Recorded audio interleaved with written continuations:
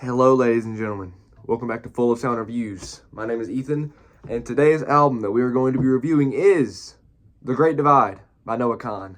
This album was recommended to me by my lovely girlfriend, Anna. I love you so much. Thank you for the recommendation.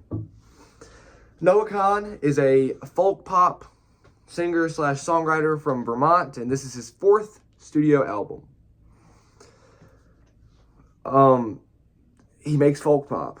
That's the best way to describe this album. For starters, this album is 17 tracks and it is 77 minutes long. That is the biggest fault of this album for me. It's too bloated. There's 17 tracks. Track 13 is called Headed North. I was actually surprised to learn a lot of critics didn't necessarily like that song. I thought it was genuinely a top 3 song off of this record. I feel like this album would have ended perfectly there. It also doesn't help that the last 3 songs are all 5 minutes. So it adds, it could have stopped at just under an hour and it would have been better off. But instead, 4 more tracks got added to it because streaming and money, but that to me is the biggest fault of this record, is the length and the bloat towards the end. That's not to say some of the middle isn't bloated as well. A lot of the tracks in the middle do sound exactly the same. So there definitely could have been some cutting done. And I feel like if this album had been around 45 to 50 minutes, it probably would have been a great listen. Not a great listen. It would have been a better listen. Musically, as far as this album goes, Noah, he plays guitar and he even plays mandolin on some parts of the record. He plays piano on some parts of the record. Like in the first track, there's this piano intro. It's pretty cool. And he sings. Noah Kahan has decent vocal chops. He definitely has a good voice. He sounds like a less whiny Adam Levine singing folk pop. He has a good voice. I wish he didn't use it for this.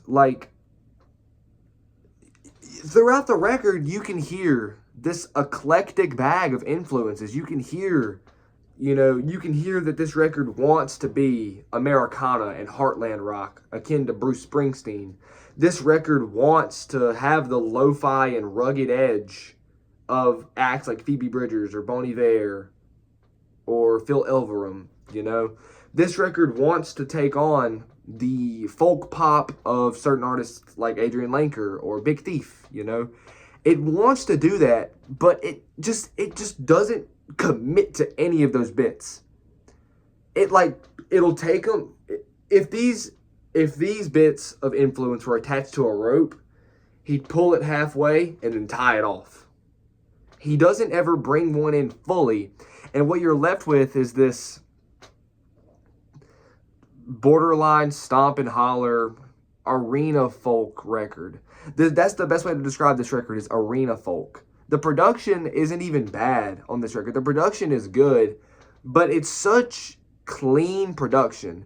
It's so clean and so polished that he's trying to sell out arenas with it. Because the thing about folk music is that it's supposed to be very intimate. It's usually one person and a guitar, or in the case of Big Thief, that's kind of a group of people.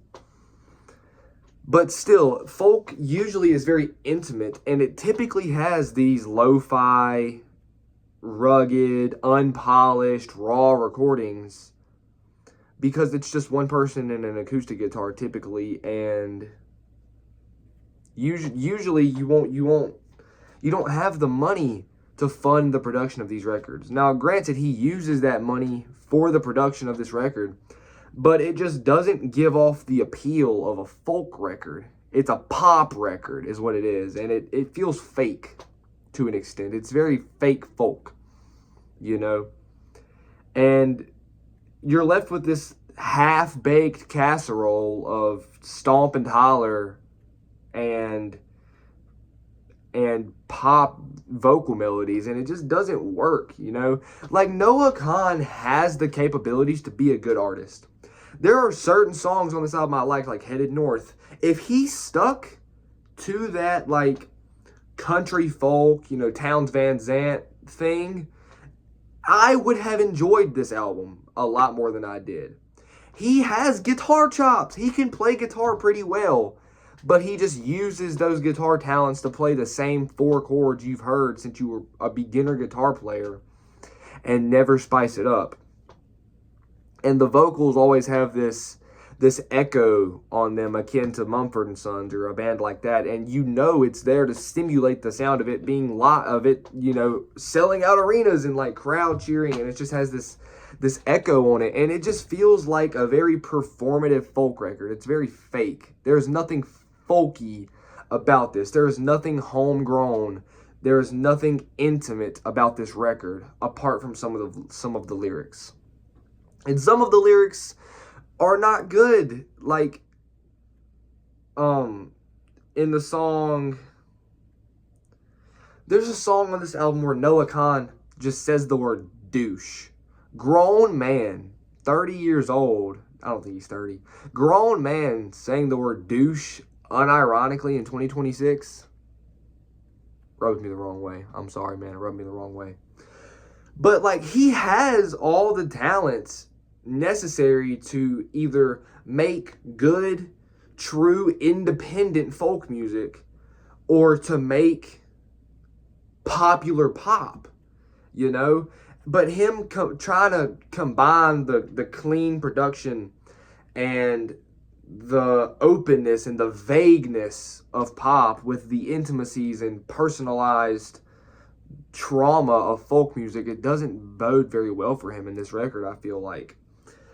And most of the lyrics in this record are incredibly vague, and that again makes it feel like a fake folk record. It makes you feel like this record was meant to be relatable to a lot of people in order for him to sell more tickets, in order for this record to get more popular. He essentially avoids any semblance of true character development, true character insight throughout this record, and keeps all of the lyrics incredibly vague and just these generic recycled stories of hometown pride and homesickness and loneliness. He does delve into his alcoholism on this record, which was pretty cool, but after he only does it on a couple of songs, but most of the time of this record is spent on Noah Kahan spewing out lyrics about driving away from home and like just generic traditional pop and like folky ethos, but without any of the intimacy. Like it feels like if you walked up to this man and you knew him personally and tried to have a conversation with him, it just wouldn't work. This album does not feel like you're having a conversation with this man. It feels like this man is trying to preach to you, essentially, from a big microphone. But that's not to say I didn't enjoy some of the songs on this record. I really enjoyed Headed North. 23 was good. There's a song called American Cars, which I actually liked a lot. A lot of the vocal melody in that song is actually pretty good. That's another thing about this record, is that the vocal melodies and the instrumentation are very, very, very generic. Like I said, most of the guitar work is just the same 4 chords you hear throughout most folk music. And it doesn't bring anything new to the table. Those 4 tracks at the end of the album bring nothing new to the table. You could have cut all 4 of those tracks and I would have enjoyed this album more. They bring nothing of interest. You're recycling the same themes and the same instrumentation that you've been recycling for 3 albums. And from the middle of the album onward, there's essentially nothing new being brought to the table. You're introduced to all the elements of this record within the first 4 songs, and after those 4 songs are done, you are listening to those same 4 songs, just with different lyrics. There's no such thing as an unconventional song structure in this record, too. It's very safe and comfortable in the song structures and the songwriting itself.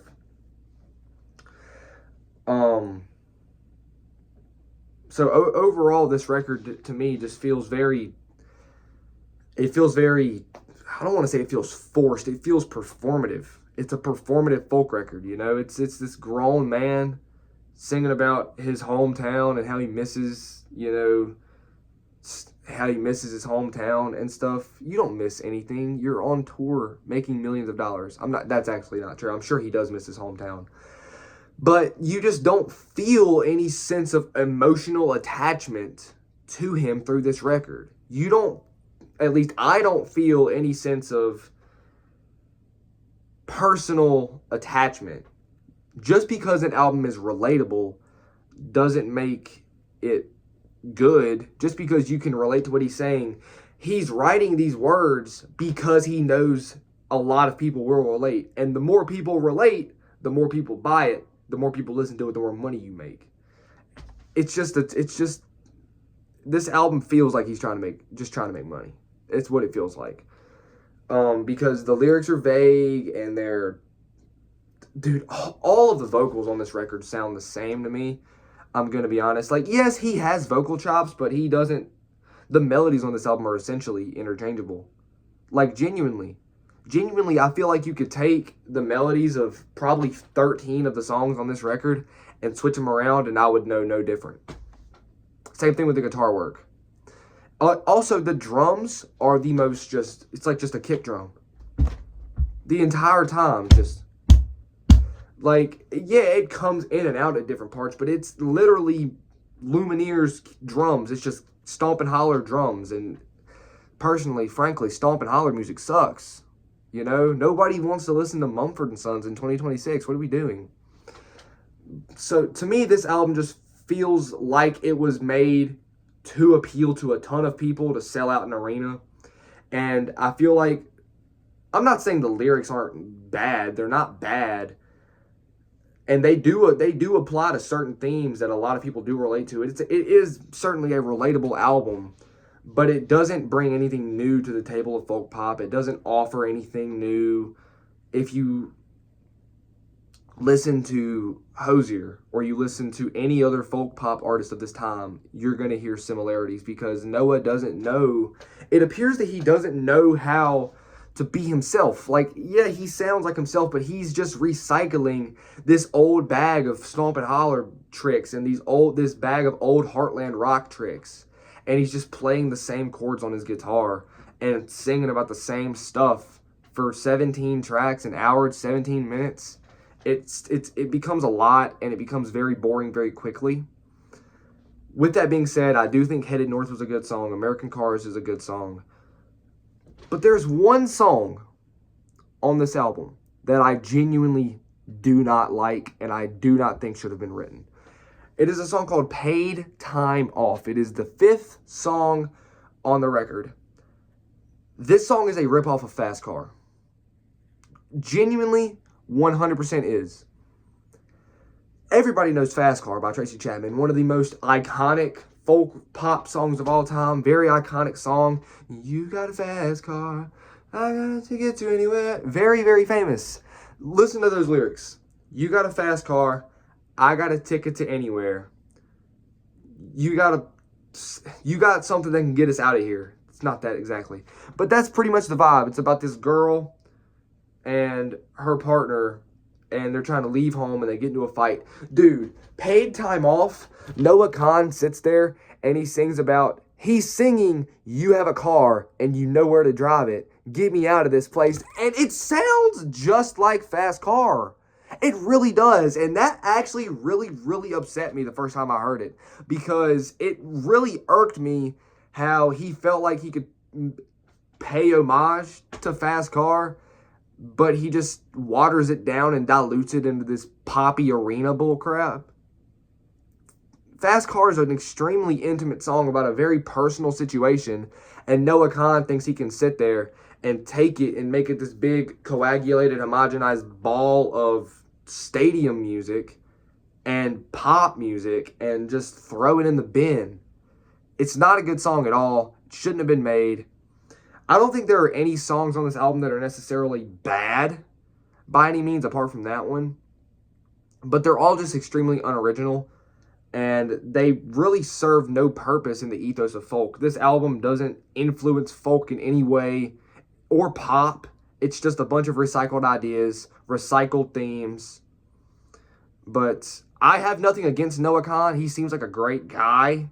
He's very outspoken for gay rights, which I am a big fan of. So, yeah, shout out to Noah Kahan for that. But I'm not a fan of this record. I feel like it's just a recycled bag of old tricks that nobody wants to hear or see anymore. My rating for this record, 4 out of 10. Don't give it a listen. Thank you to my beautiful girlfriend Anna for the recommendation. I love you so much. I'm sorry I didn't enjoy your album. I'm sorry. Please forgive me. I love you so much, and I love all of you guys that are going to watch this review. Thank you so much for tuning in. I'm Ethan from Full of Sound Reviews, and I'll see you in the next one.